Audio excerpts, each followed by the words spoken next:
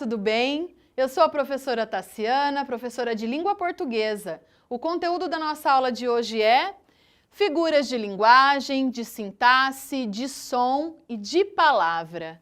Pessoal, figuras. Por que figura? Porque a linguagem, essa nossa capacidade de expressar nossas ideias, ela produz aí pra gente um conteúdo imagético, um conteúdo de imagem. É por isso que a gente denomina aqui no caso figura, ok? Quando essa nossa capacidade imagética ela se fixa na capacidade de interpretação, nós chamamos de figura de linguagem, ok? A primeira figura de linguagem que eu observo aqui é a hipérbole, tão usada no nosso dia a dia. Vamos imaginar o seguinte contexto, pessoal. 10 horas da noite, a última refeição que você fez foi o almoço, você está com aquela fome inimaginável e de repente você solta a seguinte frase: comeria 1000 pedaços de pizza. Pessoal, por mais fome que você tenha, você nunca vai conseguir comer 1000 pedaços de pizza, ok? Essa figura consiste justamente nesse exagero linguístico para dar para o nosso interlocutor a capacidade de imaginar o tamanho da sua fome. Essa é a hipérbole. Temos aqui o eufemismo. O eufemismo é uma tentativa de suavização da linguagem para deixar o texto mais suave. Geralmente ele é usado em situações em que a linguagem ela não se basta nessa tentativa de suavização, é necessário criar imagens. Por exemplo, nós temos aqui, ao invés de dizer que alguém morreu, eu posso, por exemplo, dizer que o fulano descansou. Ou, se eu for muito religioso, que o fulano foi ter-se com Deus, no caso.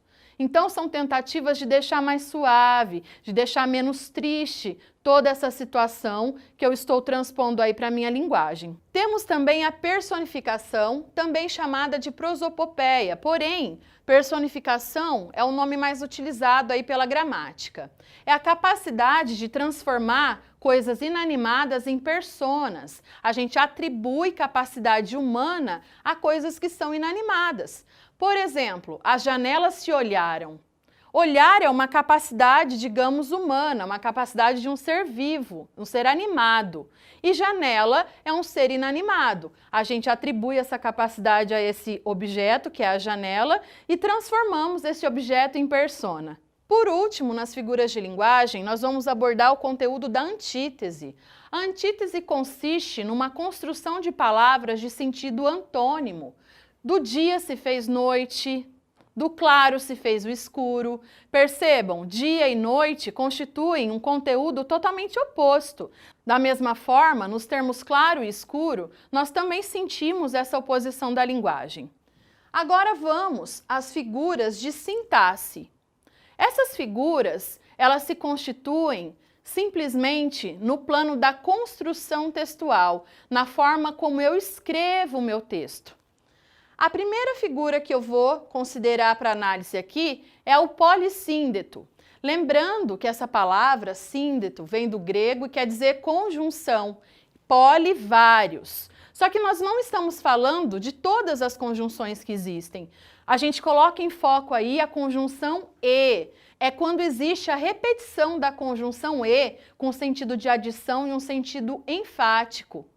E dormia e acordava, e dormia e acordava. Percebam, pessoal, que esse ele vai acrescentando ações, dando um sentido totalmente enfático ao texto. Então, essa repetição da conjunção e, ela constitui aí o que nós chamamos de polissíndeto. Temos aqui o pleonasmo. Usamos bastante no dia a dia quando falamos que eu vou descer para baixo, eu vou subir para cima. Olha o nosso companheiro subindo para cima aqui. Brincadeira, pessoal. Há o uso do pleonasmo, característico dos textos literários, usados aí sob forma de licença poética e com um sentido enfático. Vi claramente visto. Esse é um trecho de Camões bastante conhecido e Camões usa justamente para enfatizar essa ideia da visão, para deixar essa visão extremamente clara, extremamente nítida, mostrar essa nitidez para a gente. Lembrando, pessoal, que em Camões isso não é considerado um erro de linguagem. Por quê? Porque Camões tem o que a gente chama de licença poética. Porque é óbvio, ele é um poeta, um criador de poesias.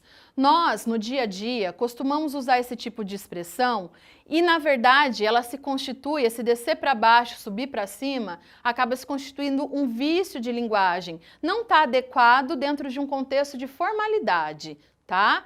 Porém, se eu quiser fazer o emprego desse tipo de construção dentro de um texto e eu tenho aí um objetivo claro para esse tipo de construção, ele é totalmente válido. Temos aqui também a anáfora. A anáfora se configura na repetição de uma expressão, não mais a repetição de apenas uma conjunção. Se eu tivesse visto, se eu tivesse sentido, se eu tivesse olhado, eu seria uma pessoa mais feliz. Por exemplo, esse se eu, essa repetição dessa expressão constitui uma anáfora. Percebam também com sentido enfático, mas percebam que agora eu não tenho apenas a repetição de uma palavrinha, de uma conjunção, e sim de uma estrutura paralelística aí. Temos aqui as figuras sonoras. As figuras sonoras constituem imagem por meio do som das palavras, do som que as palavras produzem. Nós temos aqui a aliteração. A aliteração é a repetição de um som consonantal. Por exemplo, se você soubesse tudo que eu sei, percebam a repetição, pessoal, desse som sibilante do S. Isso constitui uma aliteração. Temos a onomatopeia, que é uma figura sonora que consiste na reprodução de um som presente na língua. Por exemplo, o tic-tac do relógio, o pou, tão visto aqui nas HQs, nas histórias em quadrinho, ela simula aí o barulho de uma briga, o barulho de um soco, ok? É bem recorrente o uso dela nesse contexto. Depois partimos aqui para a assonância, pessoal. A assonância é a repetição de um som vocálico. Ana ama Amanda, por exemplo. Percebam a repetição do A com som de A mesmo aberto ou som de AN, tá? Toda vez que a gente tem essa repetição de um som vocálico, temos um caso aqui de assonância. Partamos agora para a figura de palavra. A figura de palavra, pessoal, o conteúdo imagético ele se faz presente por meio da semântica, do significado das palavras. Então, observem, uma metáfora. Se eu digo, você é uma pintura, você é uma pintura. Observem, pessoal, eu estou, na verdade, fazendo uma comparação implícita de elementos de universo completamente diferente. Você é um ser humano com um quadro, uma pintura. Essa comparação de universos diferentes em que eu encontro algo em comum, ou seja, a beleza dos dois, eu chamo de metáfora. Se essa comparação ela for explícita, tiver presente ali uma conjunção que estabelece essa relação, eu deixo de ter uma metáfora e passo a ter uma comparação. Você parece uma pintura, você é como uma pintura. Essa relação que essa palavrinha estabelece, ela faz toda a diferença aí na hora de a gente classificar essa figura. Sinestesia, nós temos a mistura das sensações, visão, olfato, paladar, tato. Por exemplo, essa pintura tem um ar doce, ok?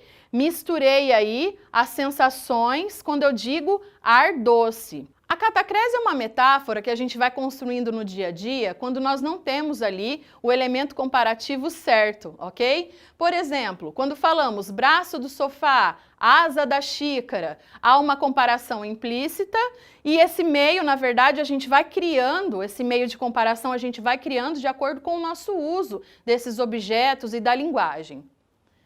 E, por fim, nós temos a metonímia, a parte pelo todo. Quando eu digo, por exemplo, que alguém é um sem-teto, eu não me refiro apenas ao teto. Não é que ele não tem apenas o teto da casa, ele não tem a casa toda, ok? Eu uso ali uma parte, o teto, para designar o todo. É isso aí, pessoal. Nossa aula de hoje, então, abordou conteúdos de figura de linguagem, de sintaxe, de som e de palavra. Vimos os principais exemplos dessas figuras. Muito obrigada pela atenção de vocês, foi um prazer. Tchau, pessoal!